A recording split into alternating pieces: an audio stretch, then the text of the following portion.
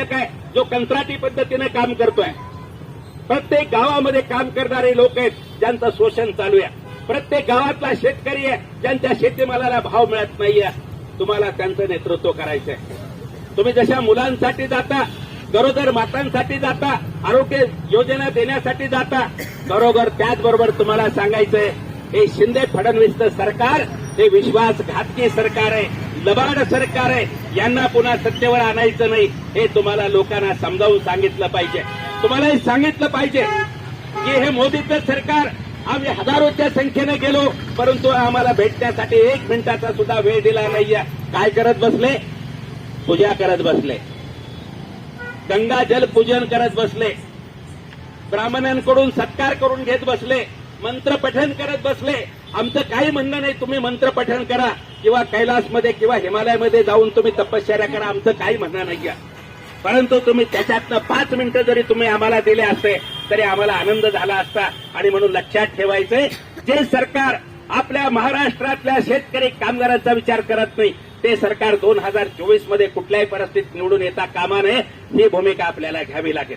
आपल्या हातातलं जे शस्त्र आहे, एक संघटनेचं शस्त्र आहे आणि दुसरं मतदानाचं शस्त्र आहे. हे दोन्ही शस्त्राचा वापर जर आपण केला तर निश्चितपणे आपल्याला न्याय मिळू शकतो, हे आपण लक्षात ठेवा. आणि म्हणून 2 गोष्टी चालू राहतील. 2 संप चालू आहेत. 3 लाख कर्मचारी संपावर आहेत. आपली फार मोठी ताकद आहे. प्रत्येक जिल्ह्यामध्ये हजारोच्या संख्येने आपण आहोत. येथून पण आपण दुसऱ्या टप्प्यामध्ये हा संप घेऊन जात आहोत.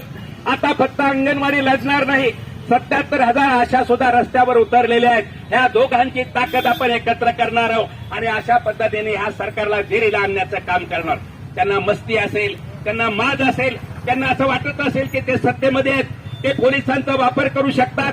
परंतु आपली जी ताकद आहे, लाखो लोकांची ताकद आहे, ही ताकद आपण रस्त्यावर उतरू आणि पुढच्या टप्प्यामध्ये तीव्र आंदोलन करण्याचा निर्णय आपण करणार आहोत. आपण मुंबईवर चाल करून जाऊ. हे मुंबई आहे काय? 25-30 हजार लोक गेले तर मुंबईचे 3-13 वाजून जातात. हे आम्ही कित्येक वेळेला केलेलं आहे.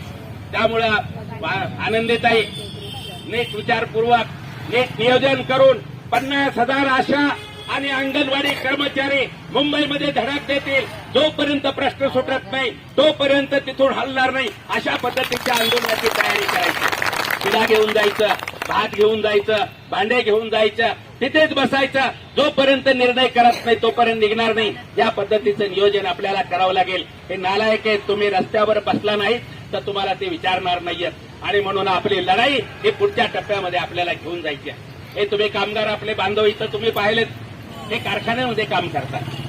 त्यांची पण तीच परिस्थिती आहे. परंतु सीआयटीची ताकद आहे, त्यांची एकजूट आहे म्हणून त्यांच्या जीवनामध्ये बदल झालेला आहे. ते ज्यावेळेला सुरुवातीला युनियनमध्ये आले तुमच्यापेक्षा कमी पगार होता. परंतु सीआयटीची संघटना आहे, त्याच्यातनं त्यांची परिस्थिती बदलण्यामध्ये यश मिळालं. त्यांना सन्मान मिळायला लागला, त्यांना स्वाभिमानाचं जीवन जगायला मिळायला लागलं. ही परिस्थिती आपण बरोबर आहे. तुम्ही सर्व कामगार वर्ग, सर्व शेतकरी वर्ग जर आपण एकत्र आलो तर आपली एवढी ताकद आहे की सत्तेमध्ये असलेल्या लोकांना आपण खेचून बाहेर काढू शकतो आणि आपल्या बाजूचं सरकार तिथं आणू शकतो. या पद्धतीने आपल्याला तयार करायचंय. आज मोदींनी आपला अपमान केलेला आहे. एक लक्षात घ्या, मोदींनी आपला अपमान केलेला आहे. फक्त शिवाजी महाराजांचं नाव घेतलं, जिजाऊचं नाव घेतलं, महात्मा फुल्यांचं नाव घेतलं, परंतु महाराष्ट्रातल्या 14 कोटी लोकांचा अपमान केलेला आहे.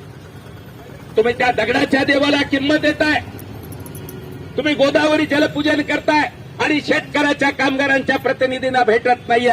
हा महाराष्ट्रातल्या कष्ट करणाऱ्या माणसाचा अपमान आहे. लक्षात ठेवा मित्रांनो, की तो आमच्या गावात आला परंतु आमच्याशी बोलला नाही, आमचं म्हणणं ऐकून घेतलेलं नाही. हे आपण विसरता कामा नये. आपल्या डोक्यामध्ये तिडेक असले पाहिजे, आपल्या डोक्यामध्ये संताप असला पाहिजे आणि तो संताप आपल्याला संघर्षाच्या माध्यमातून आणि मतपेटीच्या माध्यमातून आपल्याला उतरवायचा आहे. त्या दृष्टीनं तुम्हाला करायचंय. तुम्हाला जिजाऊ व्हायचंय, तुम्हाला रमाई व्हायचंय, तुम्हाला सावित्री व्हायचंय, तुम्हाला शिवाजी व्हायचंय, तुम्हाला शंभूराजे व्हायचंय, तुम्हाला महात्मा फुले व्हायचंय. त्याच्याशिवाय आपल्याला न्याय मिळणार नाही, हे लक्षात ठेवा. आणि म्हणून आम्ही पण मोठ्या लोकांच्या संघटना काढल्या असत्या. आम्ही शेतकरी शेतमजुरांच्या संघटना काढल्या, आम्ही कामगारांच्या संघटना काढल्या, आम्ही दलित आदिवासींच्या संघटना काढल्या. आम्ही याच्यासाठी काढल्या की त्यांच्यावर जुलूम होतो, त्यांच्यावर अत्याचार होतो म्हणून आम्ही संघटना काढलेल्या. आणि म्हणून या सगळ्यांची शक्ती आपण एकत्र करू. रणमैदान आता जवळ आलेले मार्च एप्रिलमध्ये निवडणुका होतील. तो आपला अपमान करतोय, आपल्या छाताडावर पाय ठेवून तो वापस निघून गेला. आपण त्याला सांगू की तू आमचा अपमान केलेला आहे, याचा वचपा आम्ही काढल्याशिवाय राहणार नाही. हा इशारा या सभेच्या माध्यमातून देऊयात.